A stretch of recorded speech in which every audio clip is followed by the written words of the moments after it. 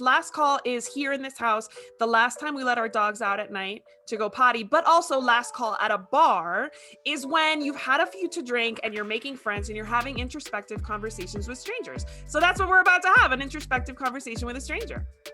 Yeah, and right now we're at about the equivalent of a 4 a.m. Are you? 4 a.m. Chat. No, I'm just kidding. But you know what? You're right. So let's see. These questions, I've never thought about it that way, but these questions are like, it's like midnight.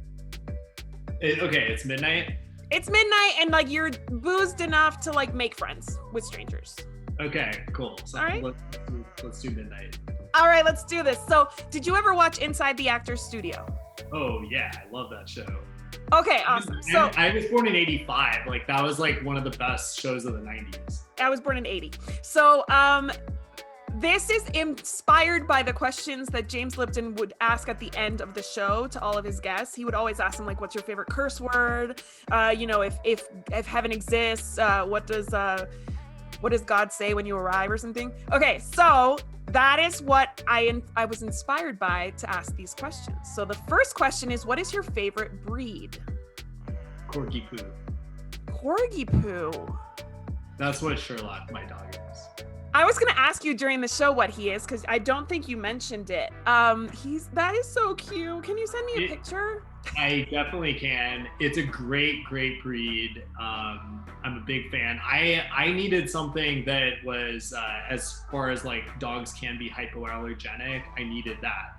And I love corgis. So yeah, I got really lucky that like this dog actually existed in my area because they're very rare. Well, does the Corgi poo have as many issues? Like, corgis are awesome dogs, but they have some genetic issues that are pretty bad. So I guess crossing them with Poodle might make them a little bit less, I guess, delicate, because corgis can have issues with their backs because their legs are so short, right? And then they can also get like degenerative diseases. Like actually one of my dogs has a degenerative disease that's actually very common in corgis. Yeah, well, let's hope not. A little too early for me to know about the degenerative disease. I do know that his joints are, I don't think he's going to be quite as bad as corgis because corgis got like a lot of weight to support. Exactly. Some very small legs, and Sherlock's a little more poodle with that, but that's good. He does have very narrow joint cavities in his knees, so that could lead to some joint issues down the road. It's one of the reasons why like I kind of do obsessively think about that as well. Yeah. He might be getting some stem cell shots as a dog someday. We'll see. Oh my gosh, so funny. So you have to watch some of I have to send you links to some of my shows. You need to watch the blood protein interview, and you need to watch the one that's coming out Monday, which is an interview with a holistic vet from Australia. So I'm gonna send you links to both of those so you can watch them.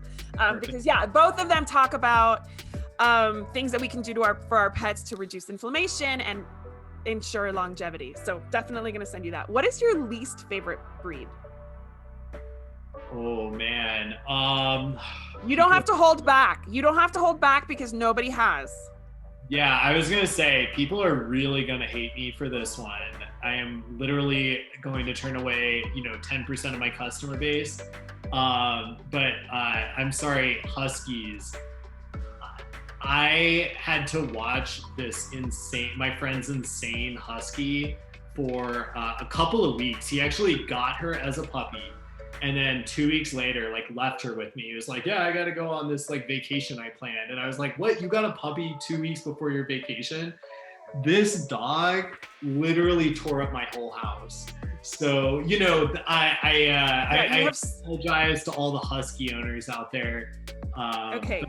Yeah. No, it's fine. It's fine. You know what? You hit the nail on the head. Some dogs are really bad puppies, and huskies are some of the worst puppies because they're working dogs and they need exercise at any age. And then when they're brand new puppies, I mean, they have more energy than like endurance athletes. Like they need exercise, so much of it that like you'll be worn out before they're even slightly worn out. And huskies are not for everybody. Like they really aren't for everybody. And that's okay. That's kind of why I asked this question, because I want to normalize being like, that's not a dog for me. And that's okay. That's really funny. Yeah, I'm a cuddler, so I need to. You need like well, that's glad you said that, because the next question is, does Sherlock sleep in your bed? Oh, of course. Well, what's funny there is that sometimes Sherlock likes to do his own thing. So there will be some nights where like he's gonna sleep downstairs on the couch for like 5 hours, but he always comes back up. So, sometimes he knows like it's bedtime. We'll say it's bedtime, and then he'll just like get off the couch. Yeah, they know. Night, like Sherlock's done. He's like, he's probably had like an hour and a half walk that day. He's, done all his things. He's tired around at nighttime. And sometimes we can't get him off the couch. He's just like, I've had enough of you two. Like, you go to bed. I'll see you in 5 hours. But how old is he? He's 3.5. Oh, that's a good age. Yeah, he's coming into his adulthood. He knows what he wants. Who or what wakes you up in the morning? Oh man, the sun, cortisol. I don't do an alarm clock. I'm kind of fortunate to not have to do that, but I also wake up at 6 a.m. anywhere from 5:30 to 6:30. And what's so funny, my wife and I joke about this a lot lately, is just like, we were definitely people who used to go to bed at like 2 a.m., 4 a.m., especially. You're in Vegas, like. Exactly. Vegas. Exactly. And like now we're at a friend's house and it's 9:30. We're like, it's about bedtime. You guys are ready to be parents. That's it. You go to sleep at 9 and you wake up at 5 a.m. You're ready to be parents. All right, good. Especially if you don't mind waking up early, you're good. But going back to what you're saying though, cortisol and like the sunshine, I remember giving up dairy. The first time I ever gave up dairy, that first week, like once it was actually out of my system, I was waking up so early, not groggy, just like naturally waking up. And so since you're on like this like health kick, you probably do just feel well enough to just wake up, right? Yeah, it's it's actually kind of nice. It's become my favorite part of the day actually, and that little moment, I'll pour myself a pour over. That easily takes me like 15, maybe 20 minutes, and like former Jaron would have looked at that as a very poor use of time. Go get at it, get to work, and I try to enjoy my morning. Well, first thing I do any morning is I do 20 minutes of transcendental meditation.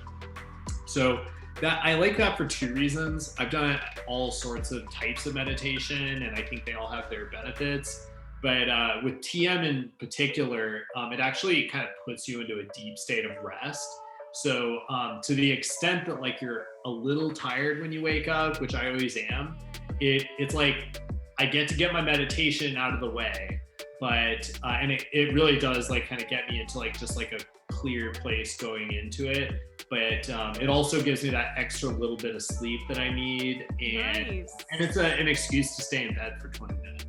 Nice. Okay, so right now I'm in the thick of it with my kids, a 1-year-old and a 3.5-year-old. So there's no like meditating at any point in time in the day. Like I'm like in survival.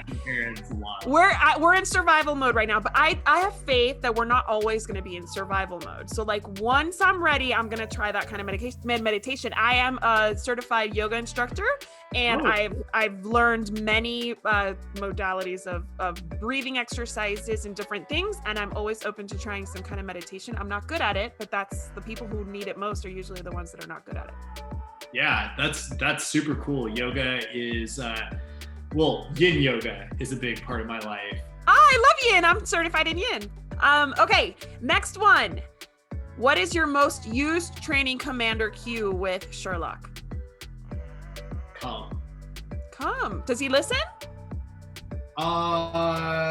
Just my response alone. But yes, but he goes in and out of these phases, and I just feel like a terrible paw parent for it. But I've been trying to make sure that he's been like exact with it, and that I don't have to say it twice. So usually pretty good. I'm probably a little over fearful because our backyard is actually this like giant like desert park area, and we'll go walking in there and stuff. And it's just like for safety reasons, if we ever see like a coyote or something, Yeah. Listen to me. And so I am a little self-confident about it just for that reason, that I'm like not 100% on it yet. Okay. No, but that's good. That's really good thinking. What's your least used training commander cue? Bad. I don't have to say that too much. Sometimes. I like that. And it's true, like even when in parenting, you have to remember that the words good and bad, like for a kid, it's like, you did a good job. You're not a good boy. You did a good job, because good and bad have like, they're very loaded words. That's so true. And I actually am going to think about that next time I say it. Yeah. Yeah. So good boy. I mean, for dogs, it's fine. But for like a kid, like, oh, so I'm good because I did this. No, you're always good. You made a bad choice, but you're always good. All right. Next one. What pet related noise do you love? Oh man.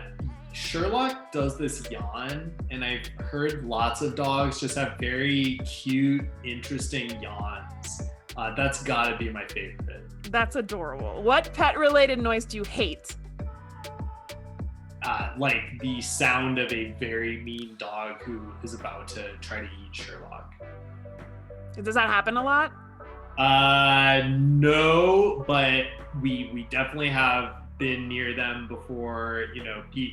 We've been to people's houses who like can't really let their dogs be out of a certain caged area. Oof. And it's a large caged area, but I don't know. That's one that like honestly like bothers me, because I'm just like, you need to learn how to train your dog and spend some time on that. Right. Yeah. It's not good for the dogs to be non-socialized. Absolutely. Under socialized dogs is a huge problem, and especially for the dog, because they're naturally social animals. So if you have to just keep them away from everybody, it's really not in their nature to be that way if they were trained properly to begin with. All right. What pet related profession outside of pet food making and manufacturing would you think is kind of a cool thing to try? Running some sort of indoor play park. Ooh. That's kind of cool. It's really fun to me, and I do visualize it a little bit, because we were talking about the retail store that I potentially want to open someday, and ultimately I'm always thinking like, how do we make that a place where people are going to want to hang out there for 30 minutes with their dog and potentially meet people? And I always inevitably get to the point where I'm like, okay, this needs to be a 20,000 square foot place where dogs can run around the middle, sort of like an ice rink. Yeah. Maybe I just need to go buy an old ice rink, I guess. For your flagship store. That sounds awesome. I love it. What pet-related profession sounds awful and you would never want to try?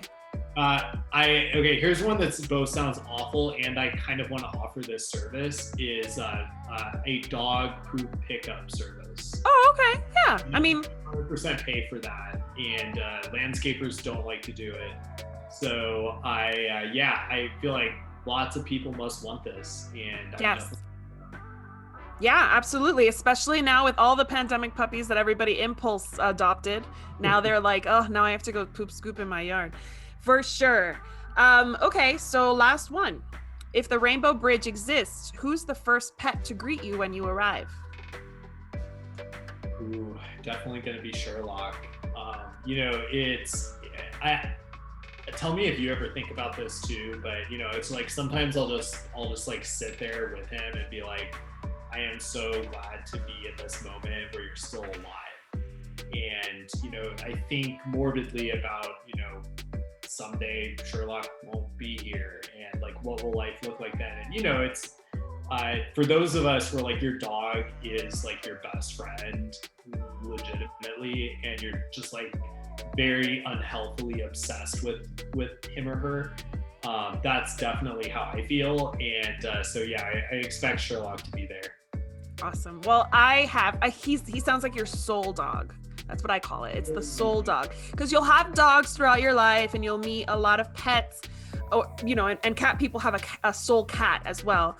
But for me, it's Titan, who is the one with the degenerative disease that we may not. My goal is to get him to his 14th birthday, which is in July, and we may not get there.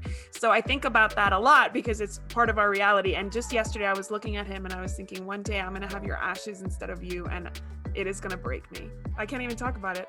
So I totally hear it. Totally hear that. Feel you on that for sure. Yeah.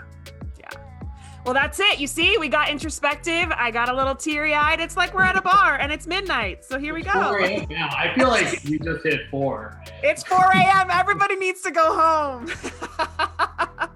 That's perfect.